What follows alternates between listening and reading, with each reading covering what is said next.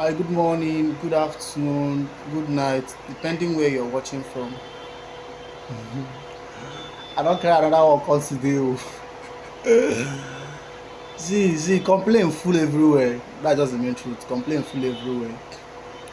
I know most times people will be like, why am I always talking about this relationship something? Why am I always talking about this marriage of a thing? See, that this is one of the challenges we are having in this our country. Not even for this country Nigeria sef, most of the African countries, this is one of the things we are having, like one of the challenges we are having.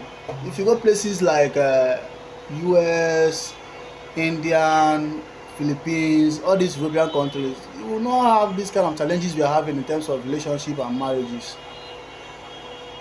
A guy messaged me day before yesterday and was like complaining to me that he have dated a girl for 3 years.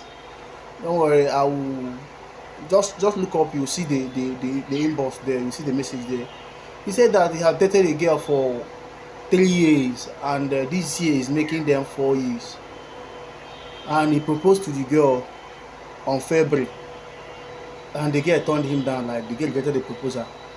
Why? How will you date someone for 2 years, 3 years, and the person proposed to you and you then reject the proposal? I don't understand. But all this while you have been dating him, you have been comfortable with him, then he wants to take it further to marriage, and you're saying no, that you can't marry him.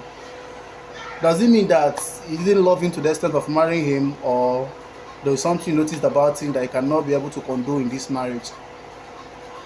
But this particular girl you're talking about now, from what he told me, he said that the girl said he cannot be able to manage him in the marriage. I was like, how? Like the way he takes care of him, she's not comfortable about it. I don't know, maybe it's financial aspect she's talking about. But I was asking him, I was asking this guy about this particular girl's brothers. If these girl brothers, all of them are rich, because as a woman now, you don't have money, you're expecting to marry a rich man. What about those your brothers that doesn't have money? Who's going to marry them? Because almost every girl now wants to marry a rich man, right? Almost every girl wants to marry a rich man. But what about those men, people like us now, someone like me now, I don't like, let me say I don't have money, who's going to marry me? So what am I trying to say? I don't think when choosing a spouse we should be looking at the bank account, or we should be looking at the network of the person.